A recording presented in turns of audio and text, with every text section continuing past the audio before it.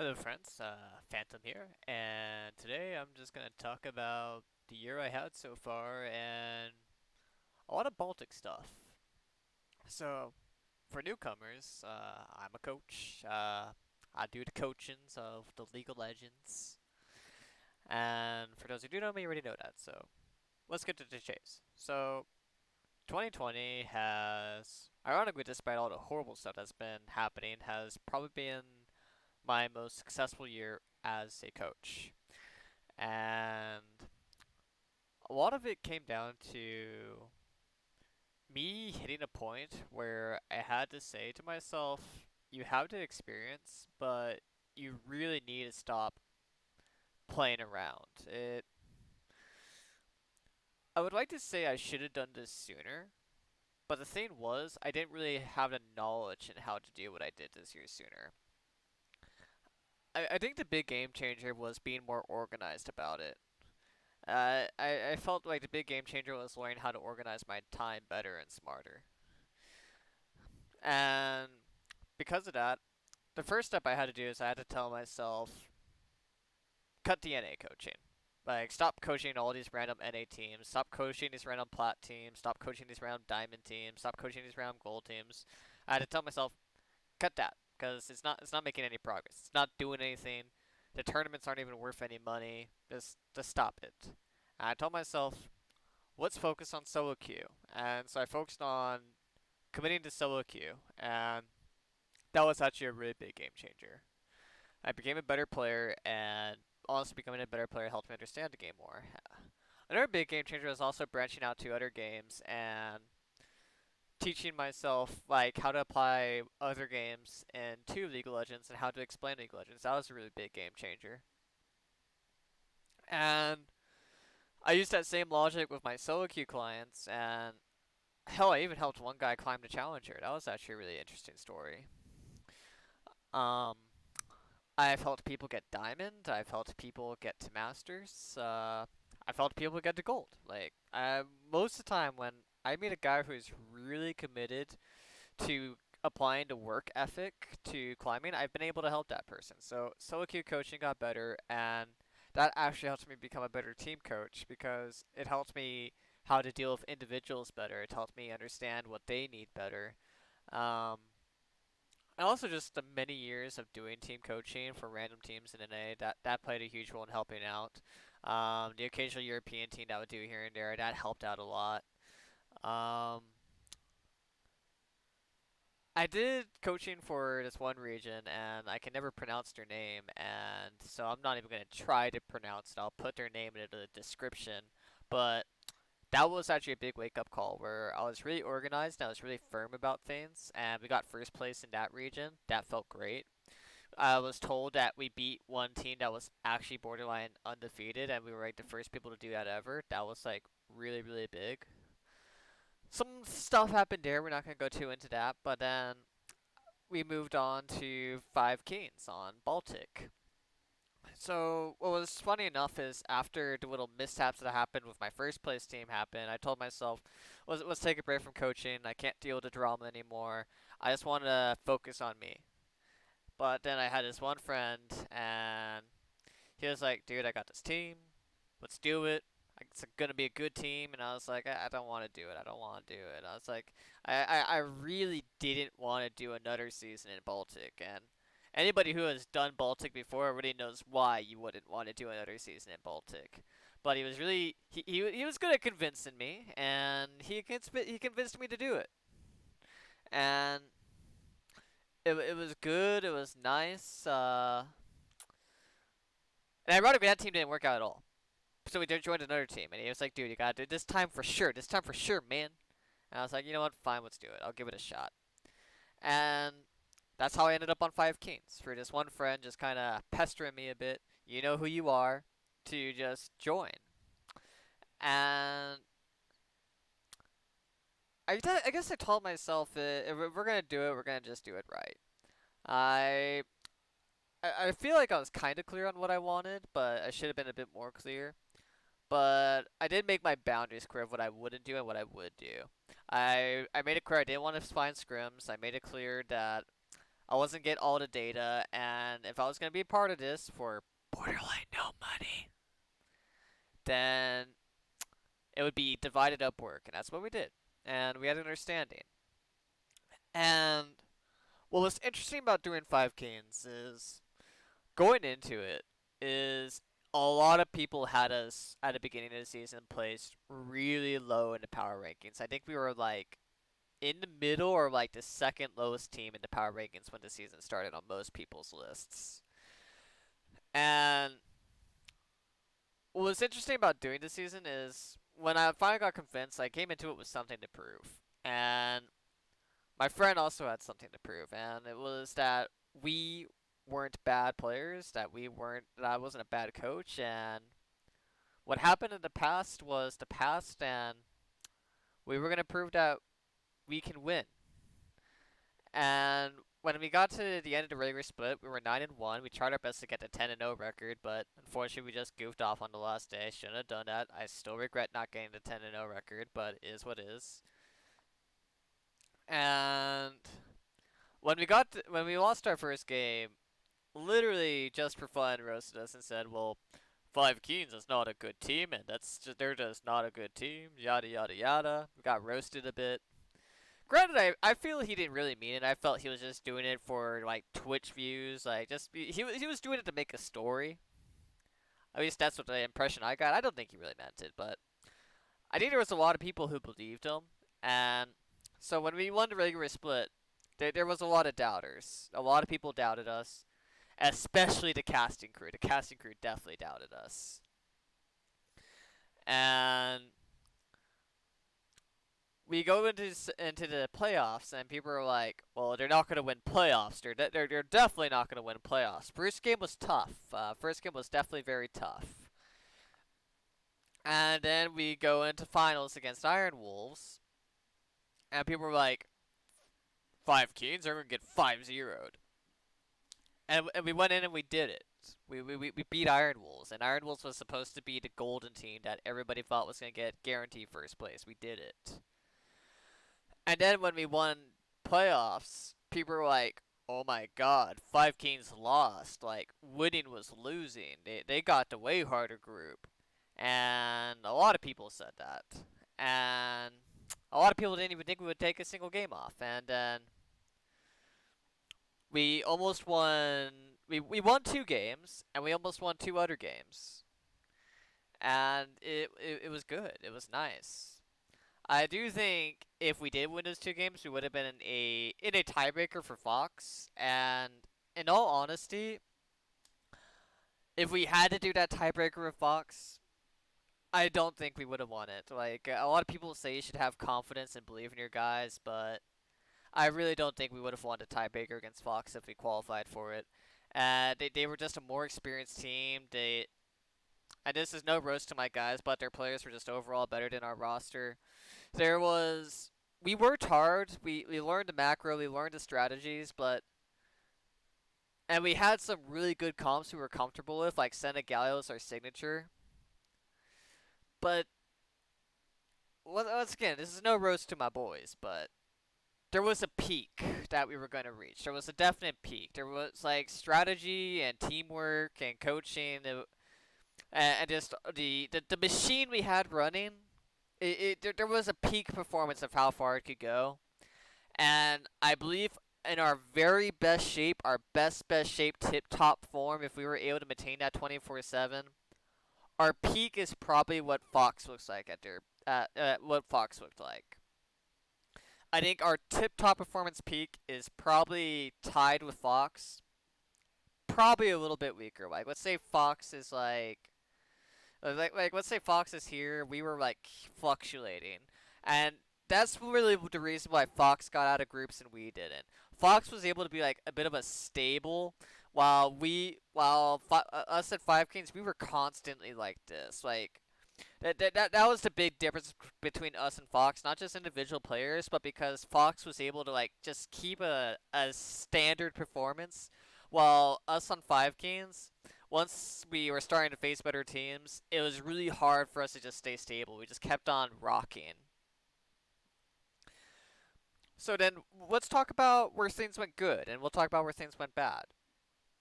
I think the biggest reason why things went good on 5 games was I was given 5 players where all 5 of them, to a certain degree, trusted me to a very high level.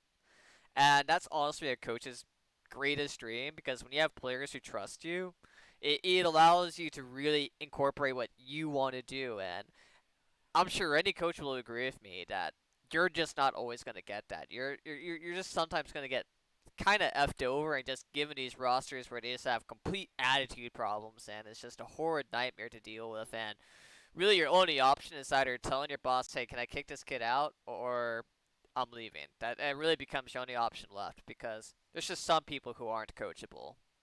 And that's not really a cop out. That's just the truth. Just not all people can be coached. It's kind of like therapy. You have to be willing to go to the therapist to get for the therapist to actually work. Otherwise, it's just gonna go in one ear right out the other. And so that was a huge strength. The fact that the boys really trusted me and allowed me to implement how I wanted them to play. And because of that, we were able to have some signature picks like Senegalio. We discovered some play styles. We were able to talk about like what's good and what's bad. And for a while, like things were going really good. And in Baltic, we were 9-0. And the big problem really came towards the end, where well, actually, keep on talking about what really good was. So we had a good season. The players listened to me, and what really went good is the casters, the people around us. They're like, "Why are you drafting like this? This draft sucks. These champions, they aren't that good." And like, there was a lot of people doubting our playstyle for not picking a lot of the mainstream stuff. Like for example, we didn't touch Aphelios at all that season. We didn't touch it. We instead found counter strategies to Aphelios, and that was really what led to us doing so well, both in scrims and in playoffs in the regular season. Is that we had a play style, we knew what the so-called meta was, and just like Yamato was, like we discovered our play style and we stuck with it and we made it work. And in all honesty, the playstyle we came up with is completely meta. There was nothing wrong with it, and anyone can pick it up and do just fine. It's gonna have its weaknesses, but the way we played, well, not so the way we played, but the champions we chose to work with, they were fine champions, and the matchups we chose were also fine. And that was really nice. The fact that we were willing to counter the meta in our own way, and that gave us a huge advantage. And fun fact: Iron Wolves actually rejected a scrim against us, saying that our picks were weird. So Iron Wolves flat out said, yeah, you have your own play style, and we're not really gonna see anyone else do it. So we rather just do normal scrims. And you know what, Iron Wolves, I don't blame you.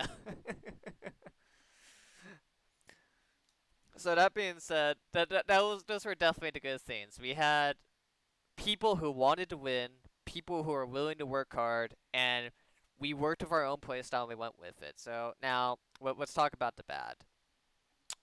So this will be towards teams in general. Some bit about Baltic.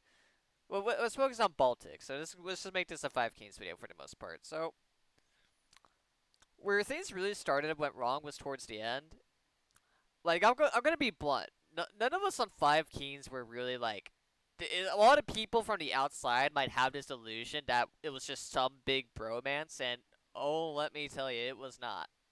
There was a lot of drama and heat in that roster constantly, and that actually just became my biggest role towards the end. Just calm down the heat, cause when you got 5 boys who are all talented in the game and they all have completely different opinions on how that game should be played, oh, it gets heated really fast, and it really became up to me to just calm down the heat. And unfortunately, I made a joke that went like this towards the end with everybody. And I said, I love y'all, but we suck working together. Like, we work together good, but we work together bad. Like, the environment got pretty toxic a lot of times. And I would say it would be that toxicity that unfortunately would lead to our downfall. Like, yes, there was a skill peak in how far our skill would take us, but honestly, maybe in our best performance, if we just didn't get so tilted and heated, maybe we could have got out of plans, maybe. And I don't think I'm being arrogant when I'm saying that. I think there's a genuine shot we get out if we just could cool our goddamn jets. And in the end, it got really hard. And one thing that a lot of people what a lot of the teams that weren't part of Baltic probably did not know is our jungler got benched for like a whole week. I think it was longer, and it was because these tournaments they enforce Riot's rules. Our jungler got in trouble in solo queue, and because of that, Baltic's like, yeah, he can't play for the rest of the split. And I was like, are you kidding me? Because I don't know if this happens every year, but the schedule for EU Masters was scuffed. It was scuffed. And there were some teams who had it worse than us, where they were still like doing the competition and just barely finishing. And it's like all the regions started at completely different times, and like the result was you would get some regions that would only have a day to prepare for Masters, and some regions that would have like a week or more, and it was scuffed. Like for example, when players finish the summer split, they have like a month or more to prepare for Worlds, but us going to EU Masters, we only had a couple of days. And then to make it worse, right before EU Masters, you're not just telling us we have no time to prepare for EU Masters, but you're also telling us for the remainder of playoffs we can't use our main jungler. So then we can't even scrim with the main jungler. So then when we're finished with our substitute jungler, we only get to scrim with our main jungler for like 2 days.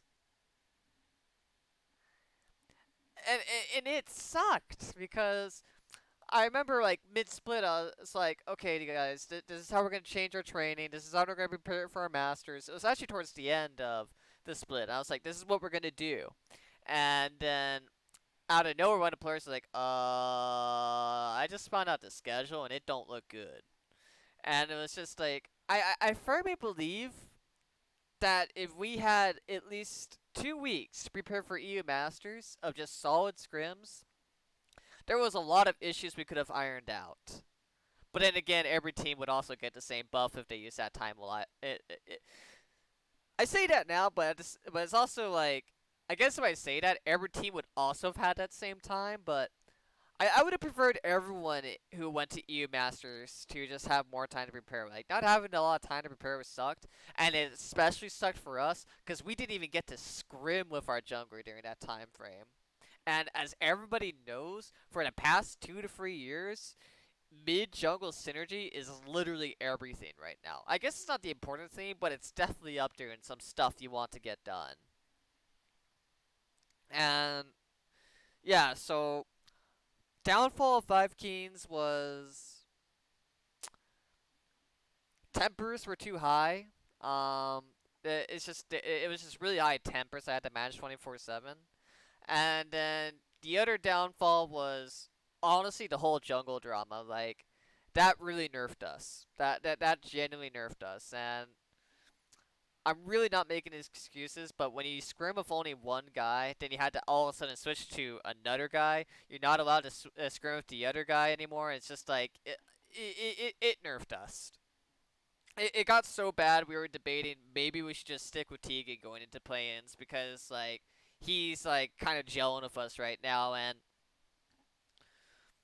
I think we went with the right decision towards the end, but it was just like it was a tough call, and that was to fall 5 Kings. So that being said, let's talk about Baltic and then my fans for the future. So for Baltic, this is most likely going to be the last season I ever coach Baltic, and a big reason for that is some of the things I dislike about Baltic, and I want those concerns to be addressed in the future. And the problem is that they might never be addressed just because of how small the region is.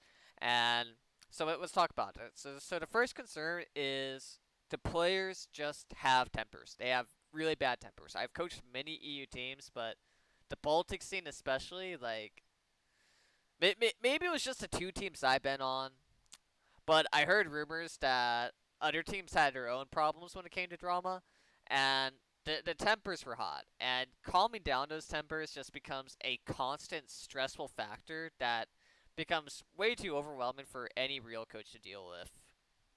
And there was many times on 5Ks, I'll be honest, I threatened to quit. I really threatened the boys many times. I think it was every other week I would threaten the boys, like, boys, if you don't get your shit together, I'm actually just gone.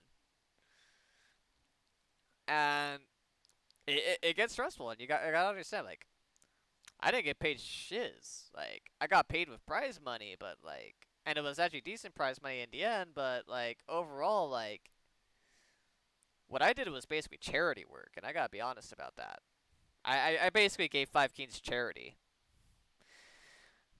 And yeah, it was nice reputation. Got to go to EU Masters, but I definitely gave them a lot more than they deserved. I'll be honest. So the tempers that definitely needs to calm down. So then let's go to the next point. The next thing that Baltic needs to fix is the ego chamber, as I like to call it. And this is not me like calling out specific people, but some people might feel targeted by this.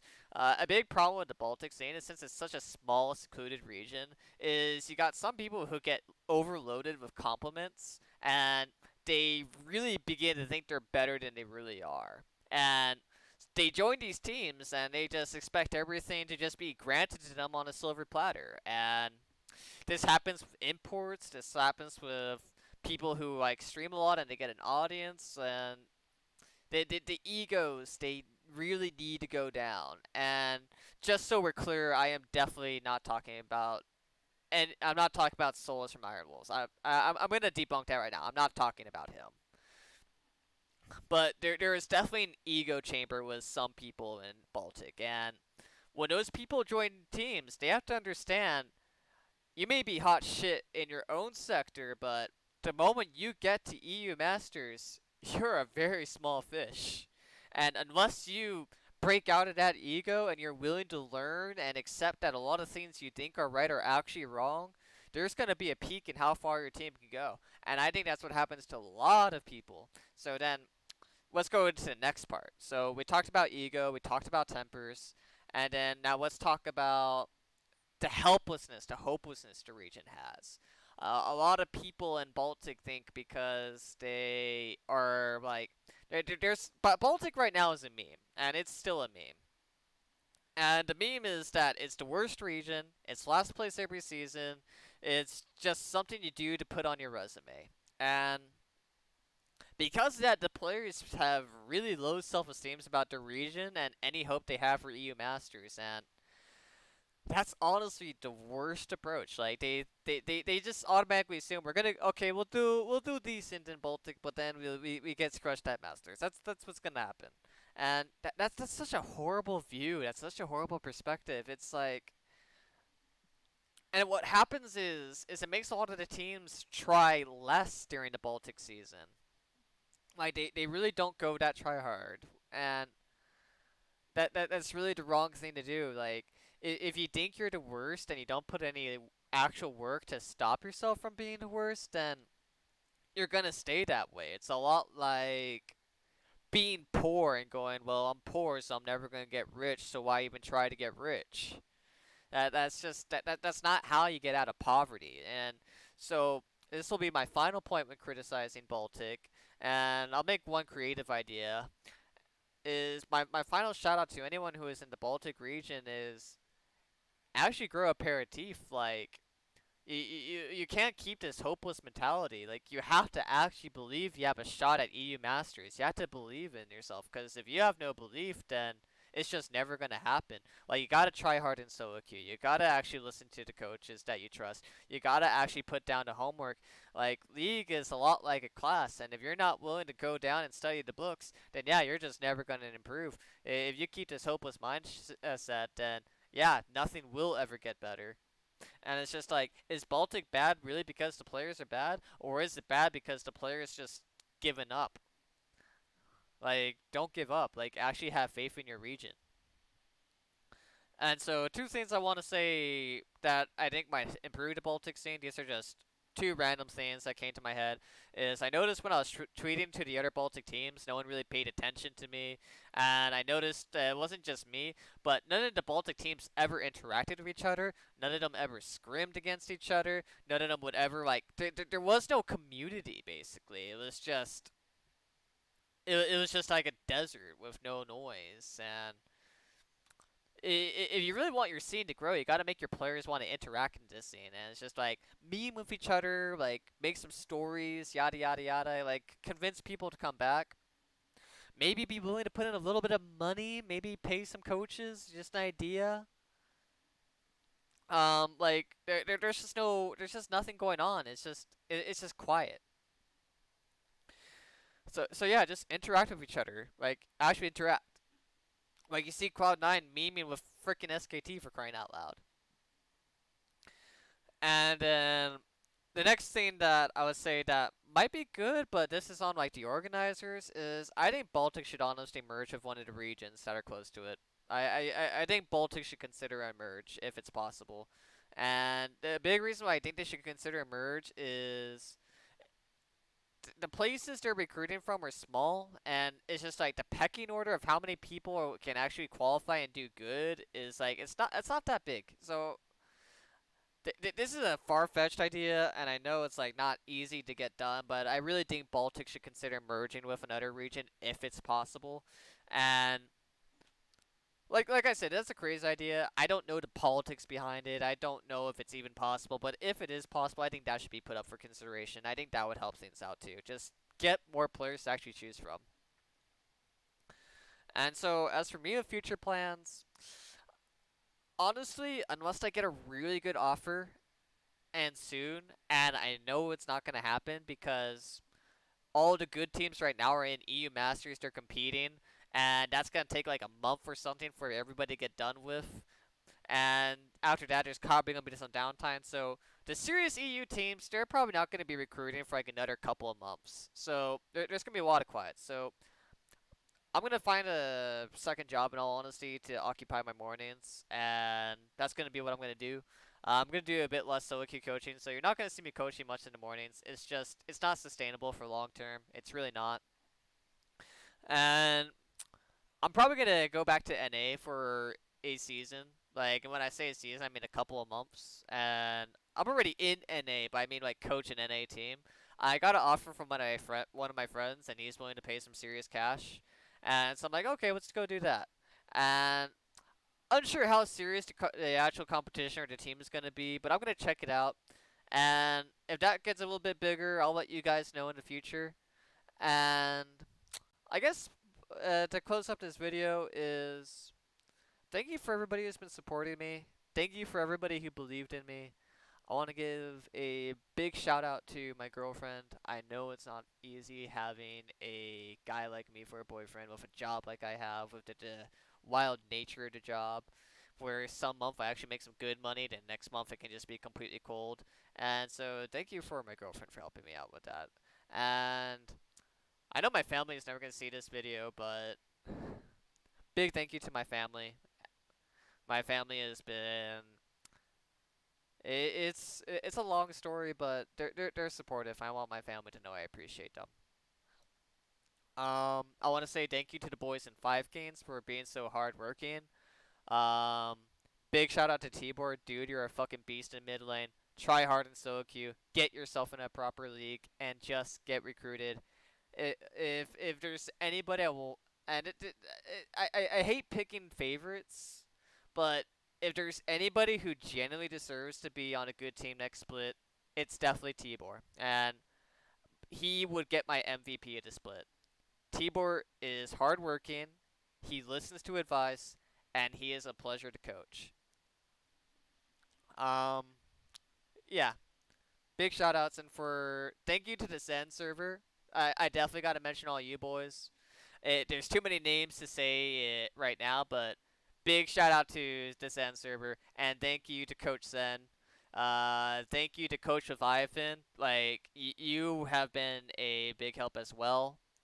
Let's see. Is there anyone else that I should give a shout out? That's probably gonna hit me in the face. I want to say thank you to Gabriel. you're a good friend and you're a smart dude, and I think you'll be a great coach one day. Um, this is gonna surprise a lot of people, but thank you to Hatred for being a lot of emotional support when I needed it. And I want to say thank you to everybody, but too many names. I guess thank you to Kale for being a brother. Thanks, Kale. It's been a good year so far. The year's almost over, but I feel like there's gonna be more good things to come. And thank you to all my believers, and let's keep on climbing. Have a good day, everybody.